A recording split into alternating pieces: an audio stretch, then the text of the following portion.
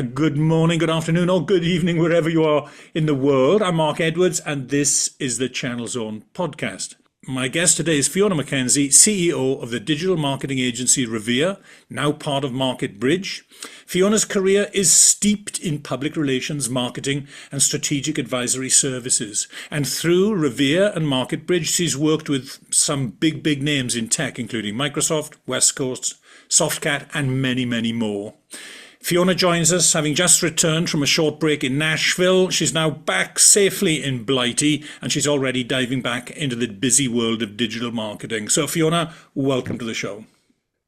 Thanks, Mark. Thanks for having me. Looking forward to this discussion today. Super. Same here. So now, for those of us not living and breathing marketing every day, like myself, would you be so kind as to explain what exactly is a digital marketing agency in today's world? I think in today's world, digital marketing is all about supporting growth. And that's kind of where a lot of the discussions that we have with clients start. I think digital marketing has become so much more complex over recent years. We know that the buyer journey is more messier than ever. There's so much content out there. There's so many channels. There's different ways that buyers are consuming content. And also they are perhaps potentially fearful of purchases they're making, particularly in the technology space. There's lots of buying groups involved. So our role as a digital marketing agency is really to help them reach their audience in an effective way, whether that be through the content that they have out there, through their brand awareness, or helping them develop that ecosystem and that engine that will help them reach the customer. So it's anything from straightforward, and it can take many guises in terms of how we work with clients based on, their organizational structure and their kind of growth objectives. But that's what really gets me out of bed in the morning is thinking about how can we help brands achieve those growth goals. And then the brand could be a vendor, could be a distie, could be a channel partner. Basically, that's the piece of the ecosystem. So with all of those, what different services do they require from an agency such as yourself? How does a vendor differ to a distie and differ to a partner? Well, I think that the thing to say first off is that, we've definitely seen the trend that vendors are continuing to go via the partner ecosystem to reach that end customer. So partners, in my eyes, are more important than ever. That being said, vendors will always want to create that demand, that brand awareness in market. So when we're working with vendors, it's either on that direct brand piece, how they're engaging the end user, but also then how they're engaging their partner network. And that is something that can often be forgotten, which perhaps we'll come on to. But then when you look at the partner side of things, they are obviously looking to bring in their the vendors that they work with, the stories that their vendors want to tell, but they have to keep their audience, the end customer, at the heart of their marketing strategy. And that's where I guess we come in as Revere with kind of expertise in the channel ecosystem, distribution, as well as you mentioned, to make sure that we're considering all of those different kind of routes to market, ultimately how brands connect with the end customer to make sure that what the customer receives is a seamless experience. This episode of the Channel Zone podcast is brought to you by In Connection, the trusted events agency to some of the biggest names in IT. In Connection knows that in today's fast-paced world, it's not just about delivering a return on your events investment. It's about delivering unforgettable experiences. Because some events fade within hours, while others become memories that are talked about for years. In Connection, the go-to event agency for the IT channel, creating memories that matter. It's a different world to me, but you're doing a grand job, I have to say, of kind of unpacking it. So I appreciate that, and I'm sure some of our listeners and viewers will as well. Now, let's see if you can answer this. In 2015, I think it might have even been before then, companies started going on about the whole era of digital transformation. That was kind of, that was the buzzword that kind of came out at that time. Now, 10, 11 years on, we're just edging, but at the end of 2025 recording this, so we're just going into 2026. I would say we're clearly moving into an era of AI transformation, but I don't think I've heard that phrase being. I hear AI a lot, but I don't hear much of AI transformation. But surely that must be what is about to happen. So, how do you see this next wave, say, of AI transformation? How do you see that unfolding? And what do you think it'll actually change day to day with your customers and within your own business as well? Oh, I mean, goodness, what a big topic. But there's a couple of things to say on that. So I think first of all, in terms of the kind of digital transformation, as you kind of said, the last Mm, 10 years, I think there's obviously a lot of progress made, but I think before we kind of think about what comes next, I guess it's where are we today? And when right. I think about the sales and marketing engine, the ideal scenario that everything is connected. So as we're nurturing a customer, a buyer, or a partner potentially along that journey of engagement, we need to make sure we can kind of understand those touch points and I guess kind of have an attribution model, an engine that effectively creates marketing and sales together to those growth objectives I mentioned at the beginning. And Yeah. that would be the ideal. The reality of where we sit today is that that doesn't always exist, Yeah. particularly in the channel ecosystem. You still have some big brands out there, some big, resellers, SIs that are still trying to make that engine work. And digital transformation has made it tough because we've had lots of technology layered in. So in some ways, those bigger brands are potentially the ones that have found this digital transformation harder because, you can have all the gear, but Yes. sometimes it is a little bit no idea. And no And idea. and clients will openly admit to that. I've got all this MarTech, but is it talking to each other? Is it speaking to each other? Is it connected into the CRM? Are sales still working off different systems? So I think before we think about the value that AI and agentic AI and the next wave Yeah. can bring, I think it's really important to look at where we are today, that to make I guess the benefits of agentic AI and some of the work that we're doing with our clients around AI transformation, it's really important to make sure the fundamentals and the foundations are in place first. So I think that's a big piece in terms of where we are today. Mm. I mean, And can that be sorry, go that? ahead. So that's I think what you're saying. So that would lead to the simplification. It sounds like maybe the whole MarTech arena has just got overcomplicated. Part of that digital transformation. I went to an event last year, and I think they said there was like 1,400 vendors in that MarTech space. Exactly. 1,400. Yeah, and I guess half the problem is ownership. So if we think about the role of marketeers, and if I think about the CMO in organizations, what they're responsible for today has drastically evolved over the last 10, 15 years. They used to be responsible for kind of filling the top of the funnel, I guess, a bit of brand awareness, they'd get some MQLs and they'd hand it over to sales and they do the rest. But that's not the way the buyer journey works today. So now you kind of have all of this MarTech that marketing might be bringing in, sales might be bringing in their own. You've got IT involved in the decision-making process, then legal come in and maybe that slows things down a bit. But, the point is people have layered in these tools Mm. as they've come into market that all have value. But a lot of what we see is, are the tools actually connected to each other if you're trying to Mm. achieve that kind of full attribution model? And secondly, are you optimizing them? There's a lot of spend in MarTech that isn't getting the ROI. So to your point, when we think about how we move forward and how are we layering kind of more AI solutions, we need to make sure the engine's running Yes. effectively first. I Yeah. always say to clients, to simplify it, um, you might have a Ford Fiesta, or a Ferrari, whatever it looks like, but you need to put in the appropriate fuel. There's no point kind of having a great car and Yeah. then you try and put in some really basic fuel into it. It's not Mm. going to go around the engine. It's Mm. not going to work. So, that analogy, as simple as it is, kind of sums up for me where we are. Mm. I wonder as to whether AI is going to help simplify as well, actually, because it could probably do. You can kind of survey all of the technologies that you have or you're trying to use within an organization, it could probably assess it and audit it and tell you that that's not connected to here, this needs to change.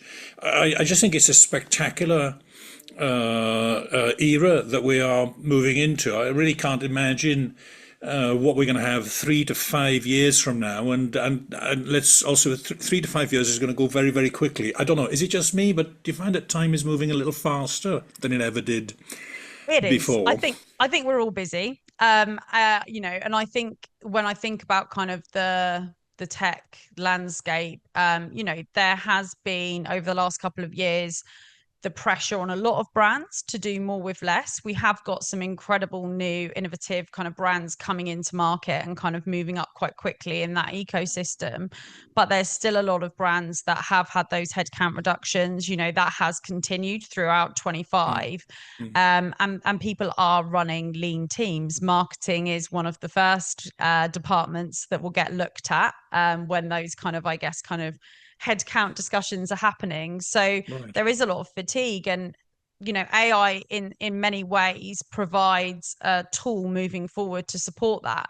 If marketers have to do more with less, how can we adopt artificial intelligence to help some of those tasks that might be timely but not really value add? And that's really the advice that we will always give our clients that are looking to start or continue their AI journey. As a team, where are those inefficiencies? Where are those areas that are time drains? And how can we look at where AI or technology might play a part in that? Now, of course, as we said, it's really important the foundations are in place, and AI is only really as good as the humans kind of overseeing it. And I think that's a massive part of it. It absolutely can be scanning information and data, but the human intelligence and overlay is a massive part of that as well. Yeah, so there's certain human roles that I think will be indispensable, but there are certain roles, and I don't know whether within marketing, where basically that role is in some respects going to be made redundant. I mean, the AI tools. I don't know exactly how you use it in your line of work, but I mean, for creating written word materials, I think it's extraordinary. Well, it's an interesting point there, because it is, and it's definitely a tool to support. But if we look at kind of what generative AI today can provide, it is essentially scanning, information that exists. So if we're trying to look at the ability for brands to differentiate, it can be a tool that's used, but it certainly needs to be a tool that's used in the right way. And it needs that differentiation, that, that opinion that doesn't exist in market. Otherwise, we're just going to have brands going out and saying the same things. So interestingly, at Revere, we still have a massive need for our copywriting, our strategic services that will help with that proposition and messaging. But that doesn't mean we're not firmly adopting different forms of GPTs in our business to help with the efficiency and the rollout of that wider copy production once that thinking is done. So I think, like with most technology adoption that we've seen over the years, it will change things. And I think it would be naive to think that there's not a huge wave of change potentially upon us. But, there's always going to be a role for that human intelligence and Mm, expertise mm, to mm, make something meaningful. And I mm. think I'll stand by that. Oh, it sounds like it. And you're clearly having lots of conversations with your AI. Must be coming up in many, if not most, of the conversations you're having with your Yeah, customers and that's partners. yeah, that's right. I mean, Revere's kind of we took a really early adoption approach to AI. We kind of call it accelerate intelligence. We kind of tried to rename it slightly in that, it's there's still a human overlay, a human value add that's provided, but how can we, accelerate in market? We won actually last year at the B2B Marketing Awards, we won Best Use of AI. And that was where we were working with a distributor who had gone through M&A. They had a number of product platforms that they had to bring together. They obviously needed, even just really simply, like the product, the amount of copy, the tone of voice, the layout, all of that needed to be brought into one instance. Right. And if you were to do that through kind of, I guess, the old fashioned human method, that would have been a massive time drain. So the hours that saved essentially meant they could get to market months ahead of when they would have been with the project. And the investment was, something astounding, like, it was like over 1,000% kind of less than they would have had to pay. And that's, I guess, where our value sits. And I think the mindset that people should have when they're thinking about adopting AI. What is the challenge that you're facing? You want to get to market with a new platform, a new product, whatever it is. You want to accelerate that. How can technology potentially play a tool, as opposed to, I guess, sometimes I'm seeing marketing teams under pressure where their CEO or someone in the business has come to them and said, we should be using this tool. And that's not always the best way to go about things. So I think if we're always kind of starting with those outcomes and objectives and the impact that we're trying to create, then technology is always going to play a part in the right way. You used the phrase a couple of times, time drain. I don't think I've heard it before, but I think I can understand what you mean by it. Can you just give us some? What is a typical time drain that you come across with, not within your company, but within your customers? It's a good question. I think probably if I think about content production and content cycles, marketing has a bit of a job to do in terms of educating stakeholders on the buyer journey, like I said. So when we're creating content, there's a lot of kind of, I would say, time wasted before you can get to market, where people are, I guess, wider stakeholders getting involved, providing feedback, lots of feedback loops, where actually potentially everyone is after the same outcome of an objective. It's just not being managed in the right way. So to give you an example, you might have a piece of content. That is one piece of content that forms part of a program that is going to nurture a buyer along a decision-making process. We are not in charge of how a buyer moves through their own journey. They like to self-navigate now. They like to do their research themselves. They don't necessarily want to talk to anyone. So when you're creating a piece of content, within an organization, you might have one stakeholder who is very focused on, I want to talk about the product benefits. I want to talk about, the technical specification of this. Whereas actually the person in marketing or the other stakeholder is saying, well, this is about awareness. This is more about the consideration phase. This is where they're delving in and they're trying to understand. So quite often it's really important that marketeers, part of their remit and their role has to be educating the wider business on how the modern buyer journey works, on how these kind of, people are moving through decision-making processes. And they are time poor. So I think what that means is that doesn't always happen. And as a result, you can have a lot of back and forth where people are potentially misaligned about what, a campaign, a piece of content is trying to achieve. And often what gets lost sight of is the customer. That's the biggest failing, really, that causes the time drain. People become very inward thinking in terms of their priorities, their plans. And you can understand why. We've got a lot of people out there, sales teams, they want to hit targets. We've seen short-termism being like a theme that we talk about a lot, because people are, they just want leads now. They just want leads. Are they really thinking about those strategies and programs collectively as an organization that are going to support long-term growth? And those activities and initiatives don't happen in a matter of weeks or months even. So, that's a challenge that we find ourselves up against. I think I'd add to the time drain, because as you were explaining it there, it as I said, sometimes too many people want to get involved with a project. And I find it's much easier to work with a small group. The larger the group, the more people, as you said, want to have their imprint, their ideas kind of on top of it. So it's not only I don't like to say, I think a time drain is a nicer way of saying a waste of time, but it's not just a time drain, it's an enthusiasm and energy drain as well, because as I said, it can just suck the life out of a project. The longer it goes on and the more iterations and the more it goes round. So, but that's my guess is that's also one of the areas of expertise. You know how to work with all of those people. You've got many masters. The CMO is probably numero uno, but there'll be many contributors to many of these projects. So, how you deal with those and get everybody ultimately onto the same page actually is probably one of your kind of your USPs. So super. Now you mentioned sales a couple of times there. I'm going to bring salespeople in. Many, I would say, I don't know about most of our listeners, but many of our listeners and viewers are tech sales. The old school blue suit, white shirt, red tie, BMW driving salespeople. Now they're not quite like that anymore. That's probably more of my era. I'm at the tail end of the baby boomer, born in 1964.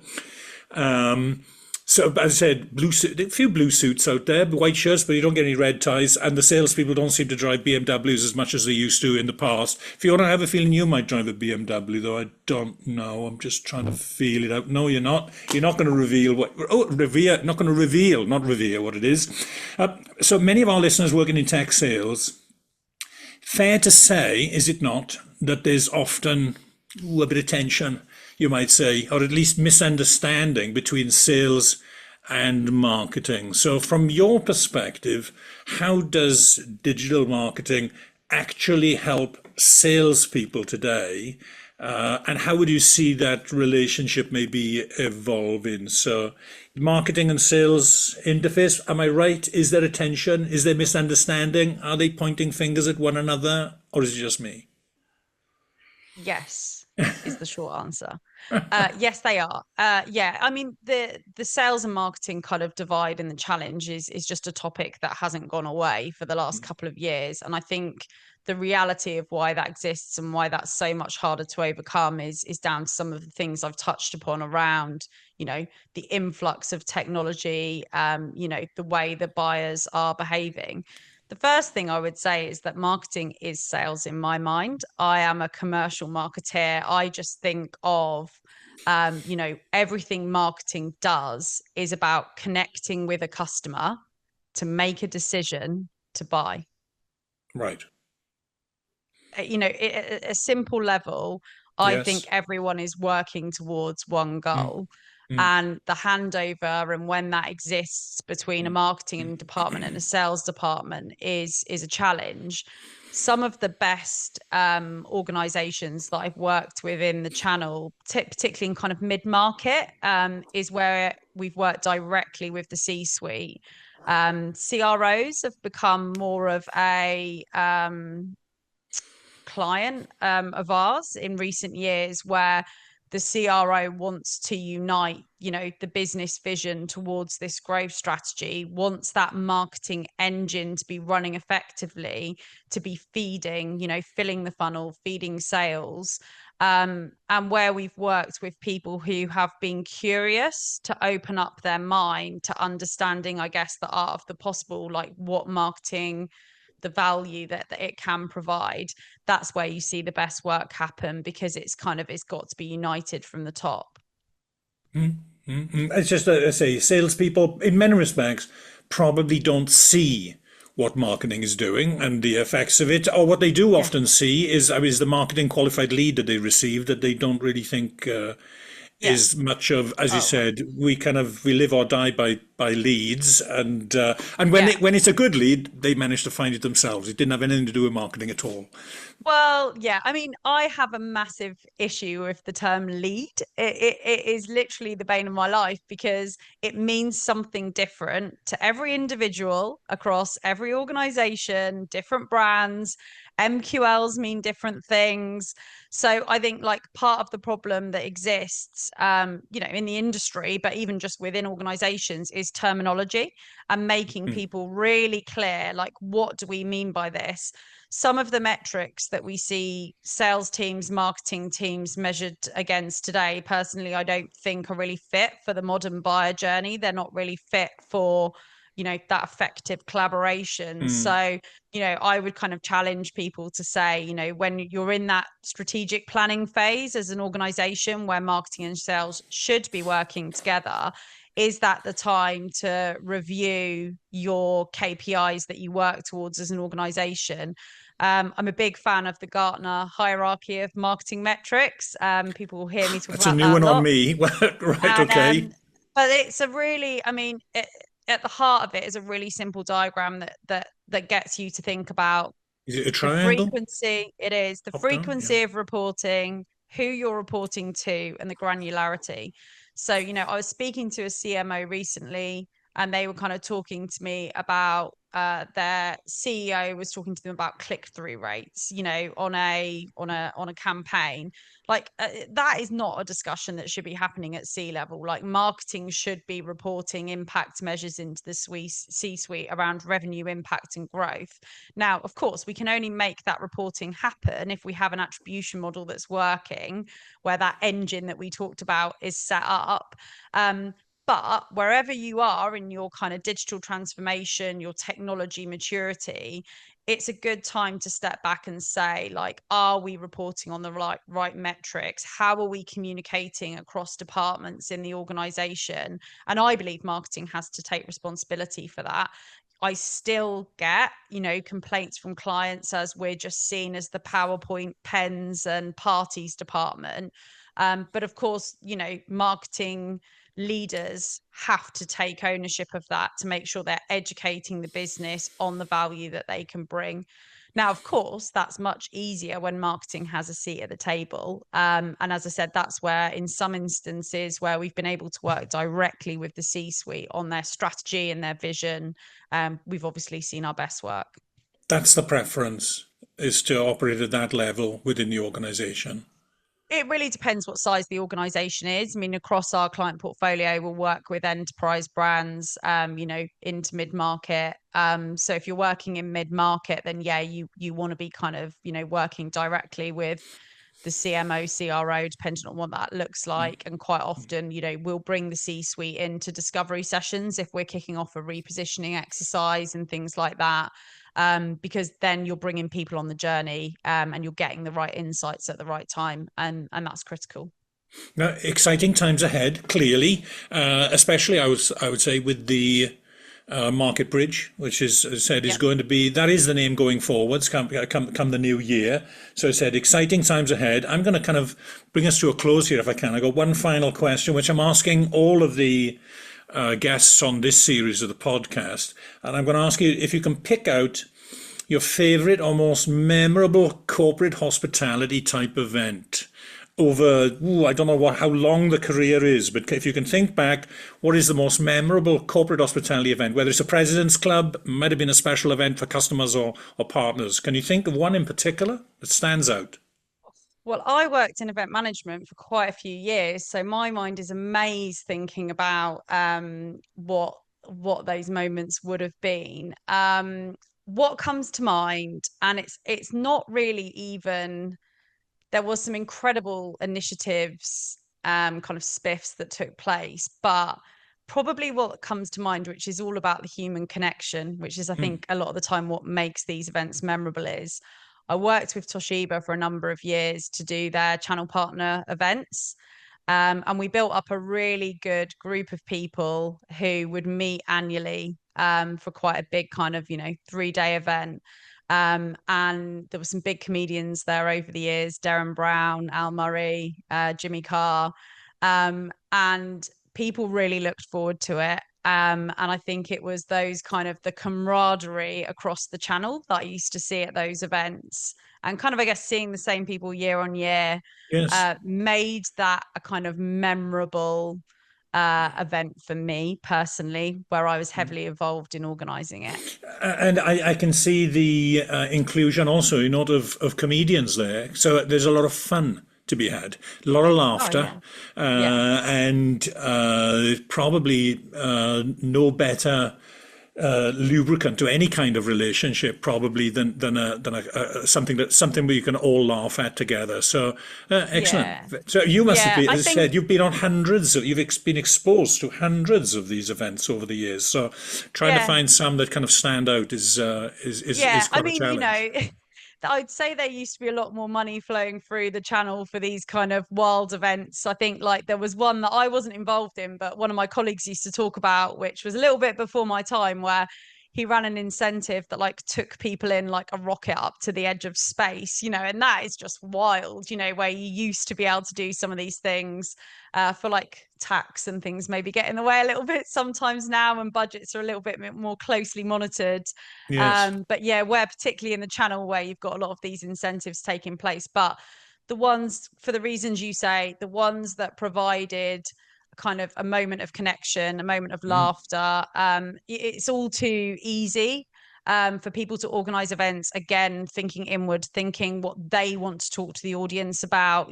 Too many PowerPoints. We start off every event discussion that we're going to add value, we're going to make it discussion led.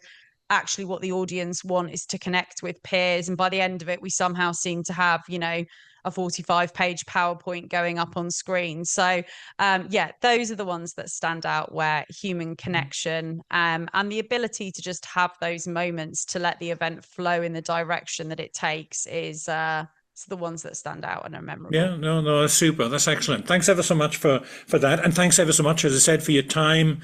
Really appreciate it. You just literally back in Blighty. I don't know whether it was yesterday or the day before, but that's a very quick trip to the US. So thanks ever so much for being here today, and look forward to catching up with you at some point in the not too distant future. Until then, all the best. Thanks very much, Mark. Thanks for having me.